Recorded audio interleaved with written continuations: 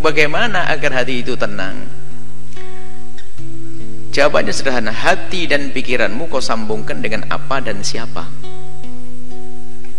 Kalau hati dan pikiranmu engkau sambungkan dengan sesuatu yang bikin gelisah, ya gelisah.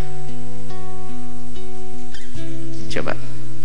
Kalau hati dan pikiranmu, orang boleh mencari dunia, tapi tidak boleh menggantungkan hatinya dengan dunia tersebut. Sehingga kalau orang menggantungkan hatinya, mengikat hatinya dengan dunia, lihat, di saat tidak mendapatkannya dia gelisah, di saat mendapatkannya hilang pun susah.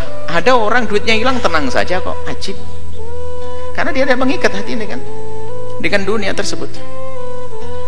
Maka dengan Allah lah, itulah ketenangannya ada dengan Allah. Kalau sudah orang dengan Allah, duitnya hilang nggak susah, malah ngasih 1 miliar bangun pondok. Coba, lah kok bisa ini? Coba yang hatinya nggak sambung dengan Allah, 1 miliar ini buat abimat 2, tambah gede duit saya.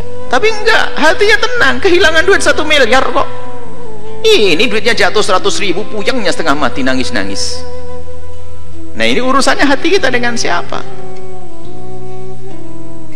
Nah kalau sudah urusan kita hati kita dengan Allah, udah Allah. Apapun di saat dia sakit, lihat, sakit jasadnya sakit, tapi kalau dia kenal Allah, dia akan tahu bahwasanya akan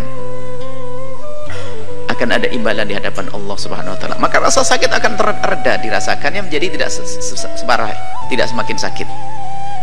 Sama itu loh, kok jauh sekali imbalan di akhirat, kok lama banget ya. Itu saja ibu yang hamil tua nggak bisa melahirkan, bawa ke dokter, ambil pisau dokter, buka perut saya. Dengan senang hati dia sakit, lihat banyak, senang. Ada sesuatu yang lebih menyenangkan dia. Apakah dia susah? Ya enggak. Begitulah sebetulnya ujian dari Allah di dunia ini. Tergantung harapan kita tuh di mana. Sehingga ada orang tuh putus asa, bunuh diri dan sebagainya, kan orang dungu dia. Orang dungu. Mau nikah nggak jadi, bunuh diri. Utang kebanyakan, bunuh diri. Gampang banget dia. Di negeri kafir banyak bunuh diri, nggak ada iman. Sebenarnya gelisah karena dia tidak punya Tuhan dia sebetulnya. Kalau punya Allah, nah ini sekarang biasakan dengan Allah. Maka ala bidzikrillah tatma'innul qulub. Mengingat Allah menjadikan tenang hati. Bukan kegembiraanmu adalah dengan dibalik tumpukan harta. Coba kita melihat, kita menemukan orang di kampung-kampung sangat sederhana, gaji sehari untuk makan sehari. Tapi no problem, dia hidupnya candaria dengan istri, ya masya Allah. Suaminya berangkat dulu, nanti tak kirim sarapan pak ya, inggih. Berangkat suaminya mewah tuh duluan kok belum datang, sambil nyangkul. Suami inti yang bawa rantang nasi bungkus, pincuan begitu bawa makan, pak ya, pulang nanti bawa sayur suaminya, tatanya pak dapat burung, dapat ikan sedikit, nggak pernah punya problem dia, kayak orang punya istana itu. Tapi yang rumahnya gede, mobil mewah itu belum tentu senang dia, karena urusan bukan dunia, gelisah. Mau kita pernah ngisi pengajiannya orang kaya, kayaknya gelisah semuanya. Mulai dari gelisah rumahnya, sertifikatnya di bank semuanya ada. Mulai gelisah kebanyakan duit, gelisah kebanyakan duit. Kok bisa gimana? Ini punya 2 perusahaan saja, saya sering ditinggal sama suami saya. Sekarang membuka perusahaan di luar negeri, Bu ya. Bagaimana senasib saya nanti? Wah, tambah susah dia. Macam-macam orang dan bingung nih manusia itu karena hatinya tidak dengan Allah. Maka ada bidzikrillah tatma'innul qulub. Dengan banyak menyebut nama Allah, ingat Allah, akan menemukan ketentraman. Sehingga susah yang sesungguhnya adalah di saat dia jauh dari Allah. Kalau sudah jauh dari Allah, kecil pun jadi susah. Tapi kalau dengan Allah, bencana pun kayak apapun akan menjadi sebab dia senang, karena ini dari Allah. Sehingga para solehin itu kalau diuji dengan kefakiran, selamat datang dengan syiarnya orang-orang besar. Kefakiran syiarnya orang-orang besar. Dia tidak menganggap sebuah kerendahan. Tapi lihat yang tidak punya iman, nasib sudah sholat tetap melarat, Tuhan tetap melarat. Kurang ajar sama Allah nih. Gimana bisa bahagia dengan Allah saja curiga begitu? Jangan Allah sudah nggak benar. Baik ya, kuncinya adalah bagaimana hati kita. Kita biasakan dengan Allah, dengan Allah.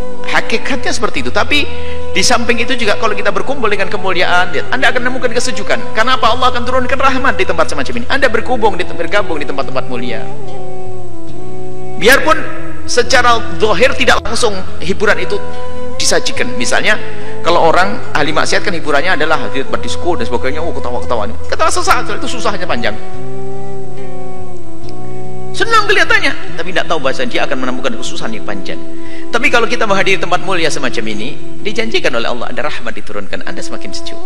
Anda berkumpul dengan orang senang, orang baik, lihat ada kesejukan. Lihat, jujur kita dengan orang soleh saja kita lupa kok dengan segala permasalahan. Kalau Anda duduk dengan orang yang sangat Anda cintai dari ulama-ulama orang soleh, Anda duduk saat hilang keluh utang lupa, ini lupa, sakit lupa, itu hanya dengan orang soleh. Bagaimana Anda merasa dekat dengan Allah Subhanahu wa ta'ala? Bagaimana kita dekat dengan Nabi Muhammad sallallahu alaihi wasallam? Itu saja. Kembalikan hati kita dengan Allah, biasakan berzikir, merenungi ya, merenungi tentang nasib kita nanti di akhirat. Bagaimana urusan dunia, rendahnya dunia. Kalaupun mencari dunia hendaknya untuk Allah. Sudah menjadi orang kaya boleh, bukan dilarang, tapi bukan hanya untuk menyuburkan kesombongan kita, untuk membesar kerakusan kita. Kalau kita hanya mencari dunia hanya untuk dunia tersiksa, seperti diingatkan oleh Nabi, kalau ada orang hatinya itu rakus, dikasih lembah emas 1 minta 2, dikasih 2 minta 3, kasih ini. Dan unik, orang itu punya pabrik 6, itu pabriknya triliunan semuanya tuh. Itu kebakaran hancur 3, itu masih nangis nyungsep masuk rumah sakit. Bodoh banget dia, masih ada 3. 3-nya saja masih kaya raya dia. 3 perusahaannya masih berjalan, 3-nya runtuh, itu nyungsep dia masuk rumah sakit. Ya, kasihan benar tuh manusia. Semoga Allah menjaga hati kita, hati dengan Allah. Maka di saat Anda kaya yang sesungguhnya, Anda bisa menjadi fakir, Anda kaya dengan Allah. Indah.